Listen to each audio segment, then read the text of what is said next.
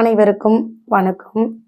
இன்னைக்கு காலையில ஒரு 10:30 மணிக்கு பார்த்தீங்கன்னா, நெல்லை மாவட்டத்துல நெல்லையில கோர்ட்டுக்கு மாயாண்டி அப்படிங்கிறவரு கோர்ட்டுக்கு போயிருக்காரு.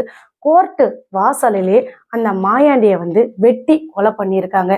மாயாண்டிய எதனால வெட்டினாங்க அப்படின்னு பார்த்தீங்கன்னா, முன்பகை காரணமா வெட்டி கொலை பண்ணியிருக்காங்க.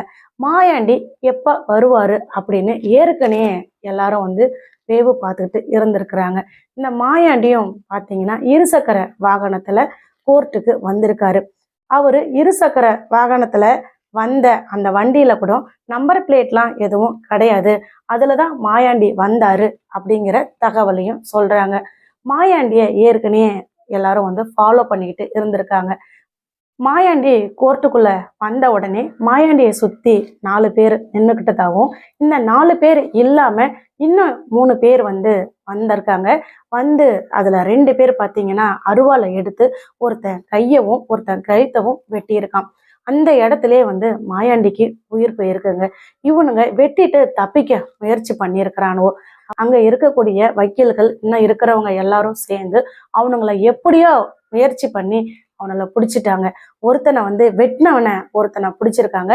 அந்த சுத்தி நின்னானுங்க இல்லைங்களா, அவனுங்களையும் பிடிச்சிருக்காங்க. இன்னும் 3 பேர் தப்பிச்சு ஓடிட்டானுங்க. பக்கத்திலே காரை நிறுத்தி வச்சிருக்கிறானுவோ, அந்த கார்ல ஏறி போய் தப்பிச்சு ஓடிட்டானுவோ. நெல்லை மாவட்டத்துல ஒரு வக்கீல் பேட்டி கொடுக்குறாரு. அவரு சொல்லும் போது என்ன சொல்றாரு அப்படின்னு பாத்தீங்கன்னா, கண்டிப்பா அந்த நீதிமன்றம் வளாகத்துக்கு மாயாண்டி உள்ள வந்தாரு இல்லைங்களா, அப்ப வரும்போது முன்னாடியே காவலர்கள் கிட்டத்தட்ட 40 பேத்துக்கு மேல இருந்தாங்க. அங்க இருக்கக்கூடிய காவலர்கள் நினைச்சிருந்தா இந்த மாயாண்டி உயிரை காப்பாத்தி இருக்கலாம். அவங்க வெட்டும் போதுமே கூட அவங்க கையில துப்பாக்கிலாம் இருந்தது. நாங்க எல்லாருமே கத்துறோம், அவனை புடிங்க சுடுங்க அப்படின்னு சொல்லி நாங்க கத்துறோம்.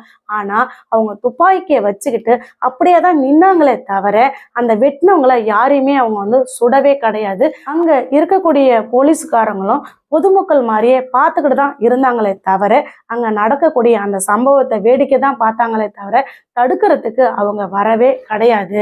நாங்களா பொதுமக்களா ஓடி போய் தான் ஒருத்தனை கூட பிடிச்சோம். அதுக்கப்புறம் தான் அவங்களா இன்னும் இருக்கக்கூடியவங்களையும் கைது பண்ணினாங்க. கண்டிப்பா போலீஸ் நினைச்சு இருந்தா மாயாண்டி உயிர் காப்பாத்தி இருக்கலாம். இப்ப மாயாண்டி உயிர் போனதுக்கு போலீஸும் ஒரு முக்கிய காரணம் அப்படின்னு அங்க இருக்கக்கூடிய வக்கீல் ஒருத்தர் பேட்டி கொடுக்குறாருங்க. நெல்லை மாவட்டமே ஒரே பரபரப்பா இருக்குங்க. இப்பதான் போலீஸ்காரங்க எல்லாரும் அங்க இன்னும் அதிக அளவுல வந்திருக்கிறாங்க. நீதிமன்ற வளாகத்துல இருந்த அந்த சிசிடிவி ஃபுட்டேஜும் கண்காணிக்கிறாங்க. அந்த ஃபுட்டேஜ்ல அந்த 3 பேரும் யாரு, அவனுடைய முகம் என்ன, அந்த வந்த கார் நம்பர் என்ன, இதெல்லாம் பார்த்து இதுக்கப்புறம் அவனு 3 பேர்த்தையும் கைது பண்ணுவாங்க அப்படின்னு சொல்றாங்க. இந்த கைது பண்ணின 4 பேர்த்தையும் வாக்குமூலம் கேட்டாதான் தெரியும் ஏன் மாயாண்டியை கொன்னாங்க, எதனால கொன்னாங்க, என்ன முன்பகை காரணம் அப்படிங்கிறது இவங்க 4 பேர்த்தையும் விசாரணை பண்ணினாதான் தெரியும். இன்னும் இருக்கக்கூடிய 3 பேர்த்தையும் கண்டுபிடிச்சு கைது பண்ணும் போதுதான் மாயாண்டியை ஏன் கொன்னாங்க அப்படிங்கிற விவரம் தெரிய வரும்.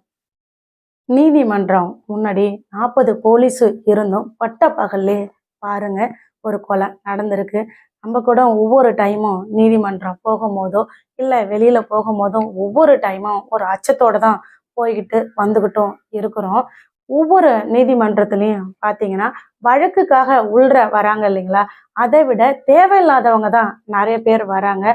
அதனாலதான் நமக்கு உள்ற யாரு நிக்கிறா என்னங்கிறதே நமக்கு தெரிய மாட்டேங்குது. நம்ம கூட விழுப்புரம் போகும்போது பார்த்தீங்கன்னா ஒருத்தன் நம்மளை வீடியோ எடுத்தான், ஃபோட்டோ எடுத்தான். அவன் யாரு என்ன, அவன் எதுக்காக அந்த கோர்ட்டுக்குள்ளார வந்தான் அப்படிங்கிற தகவலும் நமக்கு தெரிய மாட்டேங்குது. அதே போல் நம்ம கள்ளக்குறிச்சி கோர்ட்டுக்கு போகும்போதும் பள்ளிக்கூடத்துக்காரன் வந்தான். பள்ளிக்கூடத்தில் அங்கே வேலை பார்க்கக்கூடிய ஒருத்தன் வந்தான். வந்தவன் அவன் வேலையை பார்த்துட்டு போனான், பிரச்சனை இல்லை. நம்ம தலையை கண்டா மறைஞ்சிக்கிறான், நம்ம பார்க்கல அப்படின்னா வெளியில நின்றுகிட்டு இருக்கிறான். அவன் ஏதாவது ஒரு சீட்டோ ஏதாவது கொடுக்க வரான் அப்படின்னா அவன் நேரா கொடுத்துட்டு அந்த இடத்துல நின்றுட்டு பார்த்துக்கிட்டு போய்கிட்டே இருக்கலாம். அவன் மறையணுன்ற அவசியம் இல்லை. இந்த மாதிரிலாம் கூட நமக்கெல்லாம் கூட நடந்துகிட்டு இருக்கு. நம்ம ஒவ்வொரு முறையும் நீதிமன்றம் போகும்போது பயந்துகிட்டே தான் போயிட்டு இருக்கோம். நான் கூட ஒரு டைம் செங்கல்பட்டு நீதிமன்றத்துக்கு போயிருந்தேன். அங்க ஆனா எல்லாரையும் செக் பண்ணி தான் உள்ள விடுறாங்க. அவங்க பையில என்ன இருக்குது, அவங்க ஏதாவது வச்சிருக்காங்களா, என்ன ஏது அப்படின்னு அங்க காவலர்கள் வந்து கேட்டுக்கு முன்னாடியே நிக்கிறாங்க. கேட்டுக்கு முன்னாடியே நின்றுக்கிட்டு ஒவ்வொருத்தவங்களையும் நீங்க எதுக்காக வர்றீங்க, எந்த கேஸுக்கு வர்றீங்க, உங்களுடைய வக்கீல் யாரு அப்படின்னு கேட்குறாங்க. நம்ம ஏதாவது ஒரு பை எடுத்துட்டு போயிருந்தா கூட அந்த பையில என்ன இருக்கு அப்படின்னு செக் பண்ணிக்கிட்டு தான் உள்ள விடுறாங்க. இதே போல ஒவ்வொரு நீதிமன்றத்திலையும் இருக்கணுங்க. இதே போல ஒரு சில நீதிமன்றங்களிலும் ஏற்கனவே வந்து கொலை செஞ்சிருக்கிறதா நம்ம கேள்விப்பட்டிருக்கோம். இனி வரும் காலங்கள்ல நீதிமன்றத்துக்கு முன்னாடி எந்த ஒரு கொலைகளும் நடக்காமல் இருக்கிறதுக்கு நம்ம தமிழக முதலமைச்சர் அவர்கள் தக்க தீர்வு காண வேண்டும் அப்படின்னு நம்ம அன்பான ஒரு கோரிக்கையை ஐயாவுக்கு வைப்போம். அங்க இருக்கக்கூடிய காவலர்கள் வந்து ஒரு பிரச்சனை அங்க நடக்குது அப்படின்னா அவங்க தடுக்கிறதுக்கு முன் வரணும். ஆனா அவங்க தடுக்காம பொதுமக்கள் மாதிரியே வேடிக்கை பார்த்துக்கிட்டு இருந்திருக்காங்க. இந்த மாதிரிலாம் இல்லாம நீதிமன்றங்களுக்கு முன்னாடியே ஒரு பிரச்சனை நடக்குது அப்படிங்கிறது எவ்வளோ பெரிய கொடுமை அப்படின்னு நினைச்சு பாருங்களேன். ஏற்கனவே எங்கெங்கேயோ நடந்த பிரச்சனைகளுக்கும் எங்கெங்கேயோ நடந்த கொலைகளுக்கும் தீர்வு காண்றதுக்கும் அந்த கொலைகாரனுக்கு தண்டனை கிடைக்கிறதுக்காகவும் தான் நம்ம நீதிமன்றத்தை நோக்கி போறோம். ஆனா அங்கேயே கொலைகள் நடக்குது அப்படின்னா எங்க போறதுன்னே தெரியலங்க. இது மாதிரி சம்பவங்கள்லாம் நடக்காம தடுக்கிறதுக்கு நம்ம தமிழக முதலமைச்சர் அவர்கள் ஒரு வழிவகை செய்யுமாறு பணிவோடு கேட்டுக்கொள்கிறோம். தீர்வு கிடைக்கும், கொலைகாரனுக்கு தண்டனை கிடைக்கும் அப்படின்னு நம்ம நீதிமன்றம் போறோம். ஆனா நீதிமன்றத்துக்குள்ளாரையே கொலை பண்றாங்க, அங்கேயும் ஒரு பிரச்சனை நடக்குது அப்படின்னா இதெல்லாம் எவ்வளவு பெரிய கொடுமை நினைச்சு பாருங்க.